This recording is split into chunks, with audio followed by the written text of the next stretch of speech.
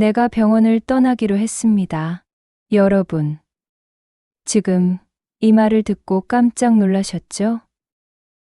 72세의 제가 40해가 넘도록 매일 아침 6시에 출근해 온 그 동네 의원을 그 누구에게도 한마디 상의 없이 아무 말도 없이 정리해버렸습니다. 그날 오후 평소와 다름없이 집에 들어서자마자 저는 소파에 앉아 있던 딸과 사위에게 담담하게 말했습니다. 의원 팔았다. 다음 주부터 나 안 나간다.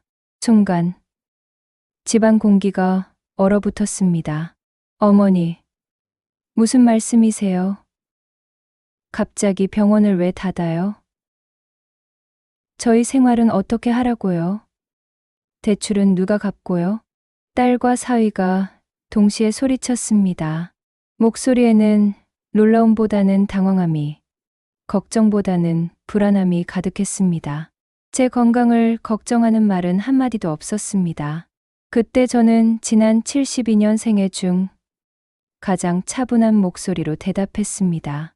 그동안 내가 했던 대로 내가 알아서 하거라. 한 번도 들어본 적 없는 엄마의 차가운 말투에 딸의 얼굴이 하얗게 질렸습니다. 사위는 입을 벌린 채 저를 멍하니 바라보고만 있었습니다. 여러분, 제가 왜 이런 충격적인 결정을 내리게 되었는지 궁금하시죠? 40년 넘게 한결같이 지켜온 직장을, 그 많은 단골 환자들을, 그리고 무엇보다 저에게 의존해 살아가던 딸, 가족을 뒤로한 채 홀로 떠나기로 한 이유가 무엇인지 알고 싶으실 겁니다. 오늘 제 이야기를 끝까지 들어주세요. 이것은 단순히 한 할머니의 용기 있는 결단 이야기가 아닙니다. 아마 여러분의 삶과도 놀랍도록 닮아 있을 겁니다. 저는 마을의 작은 의원을 운영하며 평생을 의사로 살아왔습니다. 남편을 45에 갑작스럽게 떠나보내고 23과 21였던 두 아이를 홀로 키워내야 했습니다. 매일 아침 5시 반이면 일어나 밥을 짓고 6시면 어김없이 의원으로 출근했습니다.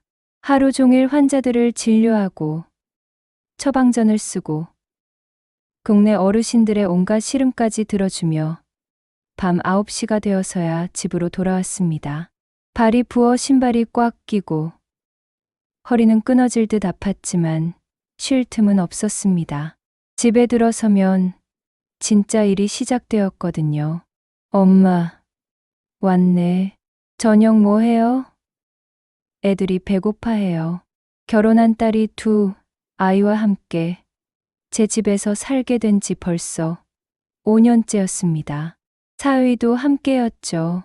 하루 종일 환자를 돌본 몸으로 부엌에 서서 내 식구 저녁을 차려야 했습니다. 엄마, 국은 맵지 않게 해주세요. 애들이 먹기 힘들어해요.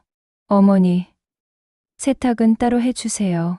제 옷에서 병원 냄새가 나잖아요. 할머니, 양말 어디 있어요?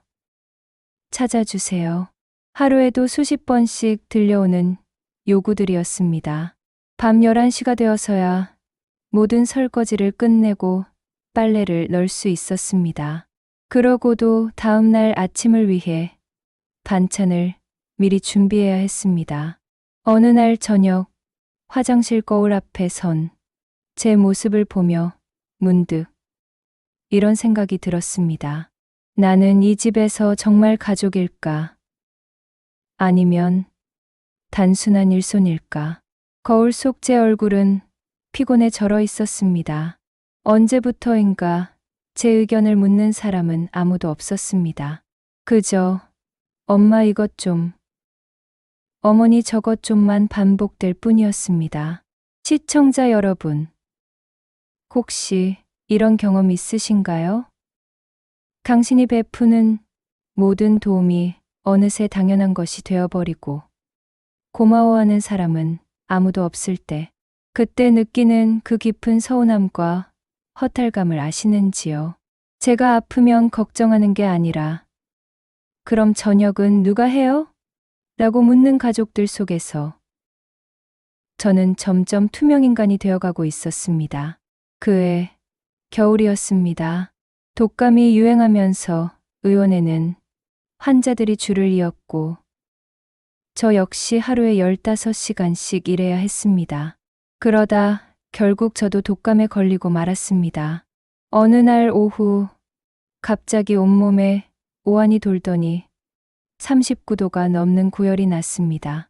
어지러워서 제대로 서 있을 수도 없었습니다.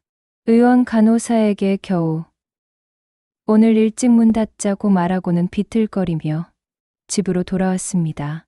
방에 들어가 이불을 덮고 누워있는데 숨이 가빠왔습니다.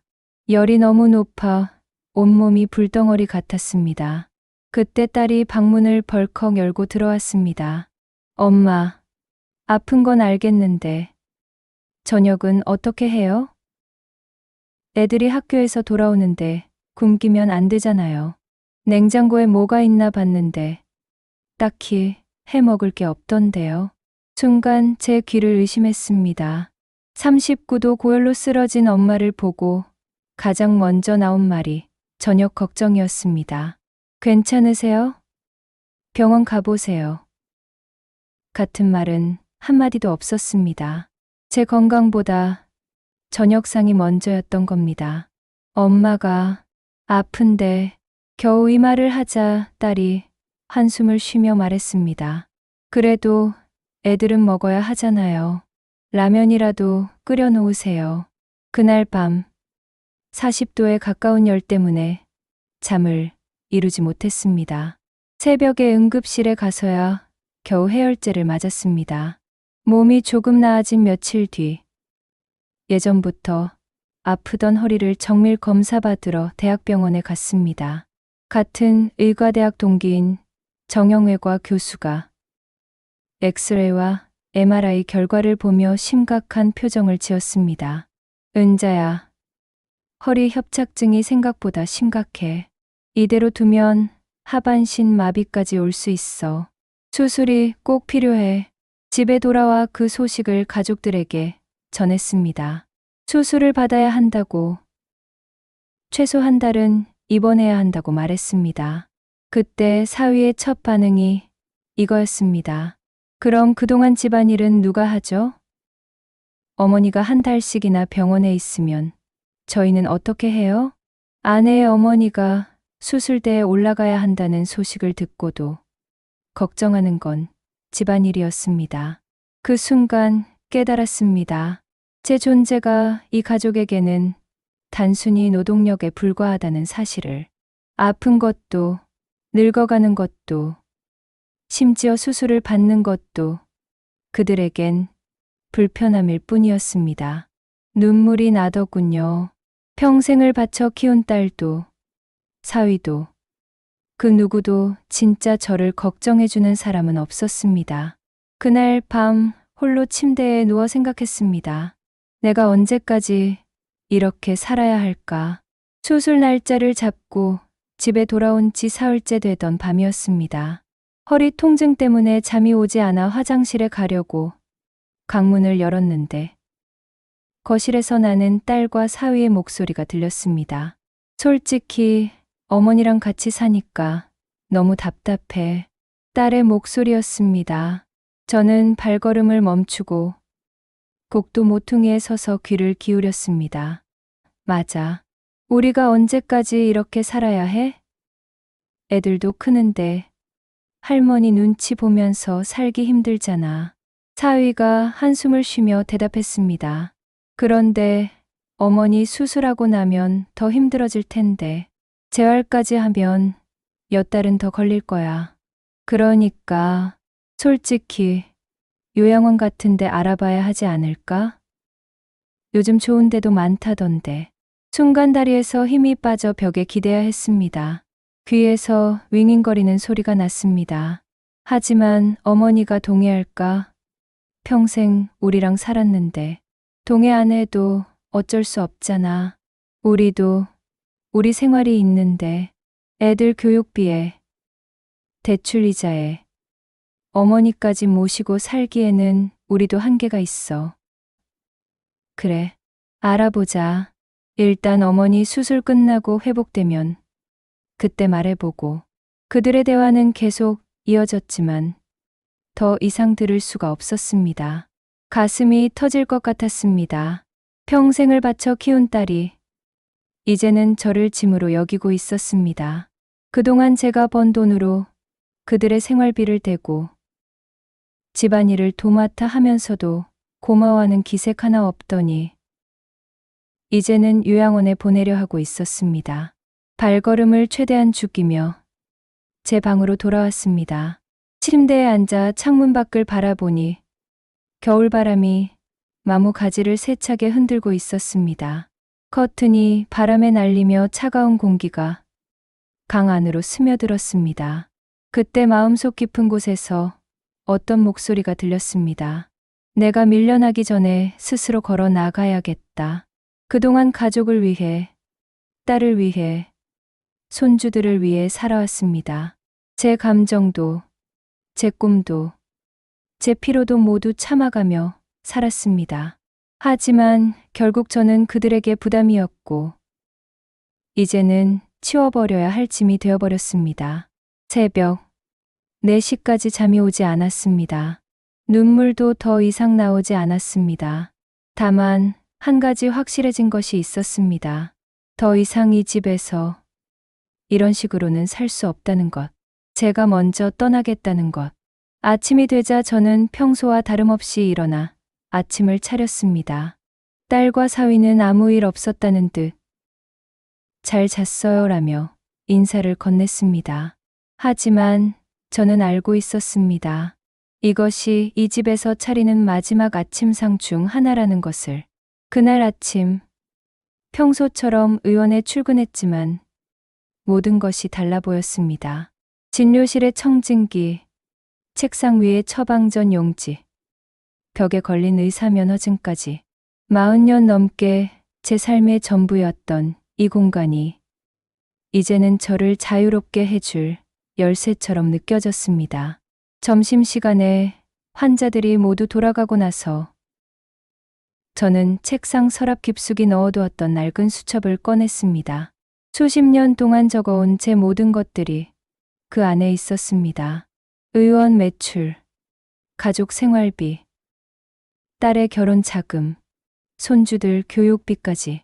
모든 숫자 옆에는 또박또박 김은자라는 제 이름이 적혀 있었습니다. 내 돈이고, 내 의원이고, 내 인생이야. 마음속으로 되뇌며 핸드폰을 들었습니다. 예전에 명함을 받아뒀던 부동산 중개업소 번호를 눌렀습니다. 손이 떨렸지만 목소리만큼은 단호하게 만들었습니다. 여보세요? 의원을 매매하고 싶습니다. 아, 안녕하세요. 어느 위치에 있는 의원인가요? 동복지관 앞 김내과 의원입니다. 전화기 너머로 놀라는 기색이 느껴졌습니다. 이 동네에서 40년 넘게 환자들을 돌봐온 터줏대감 의원이었거든요. 선생님, 정말 큰 결심을 하셨네요. 그런데 가족분들 동의는 받으셨나요? 이런 중요한 결정을. 제 병원이고 제 인생입니다. 제가 정합니다. 그 말을 하는 순간 가슴 깊은 곳에서 뭔가 터지는 느낌이었습니다. 평생 처음으로 제 의지만으로 제 인생의 방향을 정하는 순간이었습니다. 알겠습니다. 그럼 언제 한번 뵐까요? 매물 조사를 해봐야 내일 오후 2시에 오세요. 빨리 정리하고 싶습니다. 전화기를 내려놓는 순간 마음이 묘하게 가벼워졌습니다. 어깨에 얹혀있던 무거운 짐 하나가 사라진 기분이었습니다. 그날 오후 진료를 마치고 저는 의원 곳곳을 천천히 둘러봤습니다. 환자들이 앉던 의자, 제가 수없이 서서 진료했던 그 자리, 새벽 응급환자가 오면 뛰어나가던 현관문까지. 고마웠어. 마음속으로 작별 인사를 했습니다. 이곳에서의 추억이 나쁘지만은 않았습니다. 다만 이제는 제 남은 인생을 위해 새로운 선택을 할 때였습니다. 집에 돌아가는 길. 저는 평생 처음으로 설렘을 느꼈습니다. 두려움도 있었지만 그보다는 자유로워진다는 기대감이 더 컸습니다. 이제 누구 눈치도 보지 않고 누구를 위해서도 아닌 오직 김은자를 위해서만 살아보자. 그 밤 오랜만에 깊게 잠들 수 있었습니다. 꿈속에서도 웃고 있는 제 모습이 보였습니다. 부동산 중개업자가 다녀간 지 사흘째. 의원 매매 계약서에 도장을 찍었습니다. 생각보다 빨리 매수자가 나타났고 가격도 제가 원하던 만큼 나왔습니다. 이제 정말로 돌이킬 수 없게 되었습니다. 그날 저녁 집에 들어온 딸이 거실에 놓인 커다란 포장 박스들을 보고 깜짝 놀란 표정을 지었습니다. 엄마, 이게 다 뭐예요? 왜 이렇게 박스가 많아요? 이사 준비. 의원은 어제 팔았어. 딸의 얼굴이 하얗게 질렸습니다. 부엌에서 설거지를 하던 사위도 급하게 뛰어나왔습니다. 어머니, 갑자기 무슨 말씀이세요? 의원을 팔았다고요? 응. 다음 주면 인수인계 끝나. 엄마, 저희는 어떻게 하라고요? 갑자기 이러시면 저희는 어떻게 살아요? 딸의 목소리가 점점 높아졌습니다. 하지만 저는 놀랍도록 차분했습니다. 그동안 내가 한 것처럼 알아서 해. 엄마, 정말로 이러실 거예요? 저희 대출은 어떻게 하고, 애들 교육비는 누가 대고요? 그건 너희 일이야. 나는 이제 내 일만 할 거다. 어머니, 농담 그만하세요. 이런 큰 일을 혼자 결정하시면 어떻게 해요? 사위가 다급하게 말했지만 저는 박스 포장을 계속했습니다. 농담. 아니야. 진짜야. 엄마, 제발요. 다시 생각해 보세요. 우리가 뭘 잘못했다고 이러세요? 딸이 울먹이며 매달렸지만 그 눈물조차 이제는 진심으로 느껴지지 않았습니다. 제가 떠나면 생활이 어려워질까봐 우는 것이지. 저를 걱정해서 우는 게 아니라는 걸 알 수 있었습니다. 잘못한 게 뭔지 스스로 생각해봐. 어머니, 제발 다시 생각해 주세요. 저희가 앞으로 잘할게요. 이제 늦었어. 이미 계약했어. 그날 저녁 6시. 평생 처음으로 텅 빈 식탁에 혼자 앉았습니다. 딸과 사위는 방에 들어가 문을 닫고 무언가 심각하게 이야기하고 있었습니다. 손주들은 할머니가 왜 화났는지 몰라 어리둥절해 했습니다. 음식도 없고 잔소리도 없는 고요한 식탁이었습니다. 그런데 이상했습니다. 외로울 줄 알았는데 전혀 외롭지 않았습니다. 오히려 그 적막이 제게는 자유였습니다. 아무도 엄마 이것 좀, 어머니 저것 좀이라고 부르지 않는 저녁이었습니다. 아무도 제게 무엇을 요구하지 않는 시간이었습니다. 저는 컵라면 하나를 끓여 먹으며 창밖을 바라봤습니다. 석양이 지고 있었습니다. 내일부터는 정말로 새로운 인생이 시작되는구나. 그 적막 속에서 저는 처음으로 진짜 제 자신과 마주하고 있었습니다. 의원 인수인계를 마친 다음 주, 저는 강릉의 작은 바닷가 마을로 향했습니다. 인터넷으로 찾아본 작은 원룸이었습니다. 짐은 많지 않았습니다. 40년 넘게 모아온 의료 서적들과 몇 벌의 옷, 그리고 오래된 수첩 하나가 전부였습니다. 기차에서 내려 마을로 들어서자 제일 먼저 바다 냄새가 코끝을 스쳤습니다. 짠내 섞인 바람이 제 얼굴을 어루만졌습니다. 파도 소리가 귓가에 속삭이듯 들려왔습니다. 이런 소리를 들으며 산 게 언제였지? 서울에서는 늘 자동차 소리, 사람들의 발걸음 소리, 그리고 엄마. 어머니를 부르는 목소리만 들어왔는데 여기서는 파도와 갈매기 소리만이 저를 맞아주었습니다. 다음 날 아침, 동네 시장에 나가 장을 보는데 반찬 가게 아주머니가 웃으며 물었습니다. 할머니, 어디서 오셨어요? 혼자 오셨어요? 네, 서울에서 왔어요. 이제 제 이름으로 살려고요. 어머, 멋지시네. 요즘 그런 분들 많아요. 자식들 다 키워놓고 이제 자기 인생 사시는 분들. 그 말에 왠지 모르게 가슴이 따뜻해졌습니다. 처음으로 제 선택을 멋지다고 말해주는 사람을 만났습니다. 원룸은 작았지만 바다가 보이는 창이 있었습니다. 아침에 일어나면 제일 먼저 창을 열고 바다를 바라보는 것이 저의 새로운 일상이 되었습니다. 아침엔 혼자서 미역국을 끓여 먹었습니다. 짜지도 맵지도 않게 오직 제 입맛에 맞춰서 말입니다. 원룸 옆 빈터에 작은 텃밭을 만들었습니다. 상추, 깨십, 고추 몇 포기를 심고 매일 물을 주었습니다.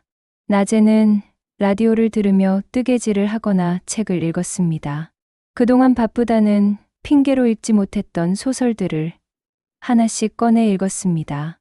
일주일쯤 지났을 때 옆집 할머니가 찾아왔습니다.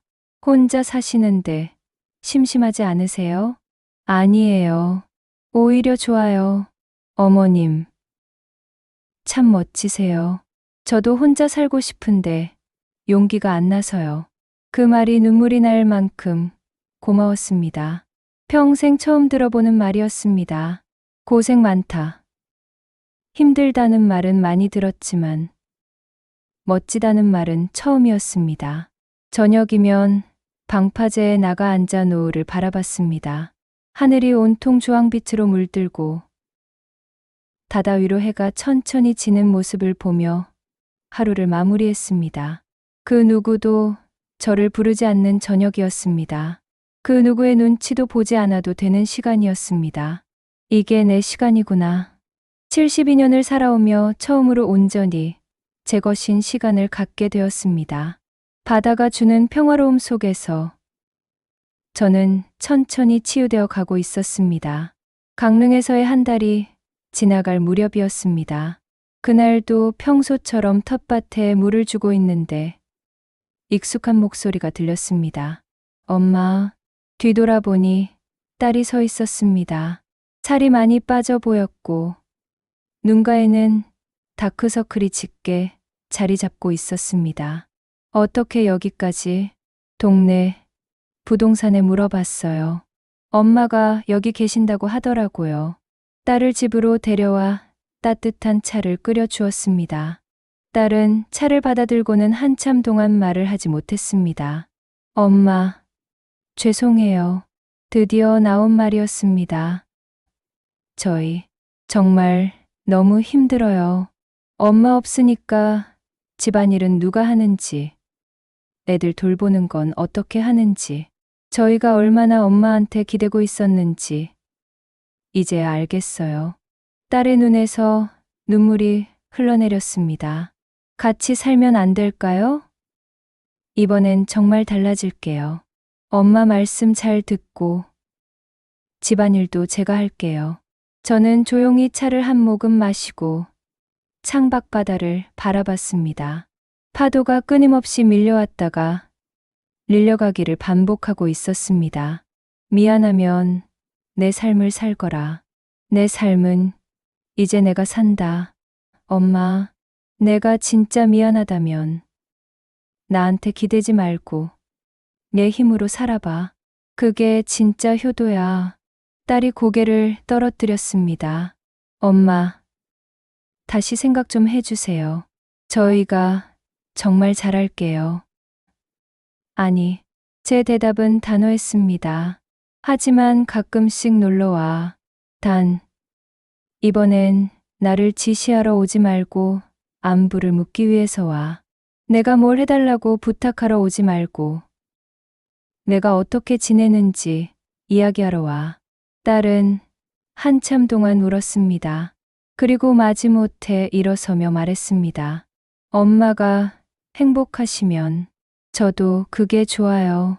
딸을 배웅하고 다시 바다를 바라봤습니다. 창문 너머로 석양이 바다를 금빛으로 물들이고 있었습니다.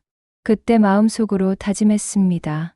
이제 누구의 엄마도 누구의 일꾼도 아닌 그냥 김은자라는 이름으로 살겠다. 그날 밤 거울 앞에 서서 제 얼굴을 찬찬히 들여다봤습니다. 주름은 늘었지만 눈빛만큼은 예전보다 훨씬 밝아져 있었습니다. 안녕, 김은자. 이제부터 내 인생이야. 거울 속에 저에게 인사를 건넸습니다. 72세에 시작하는 새로운 인생이었습니다.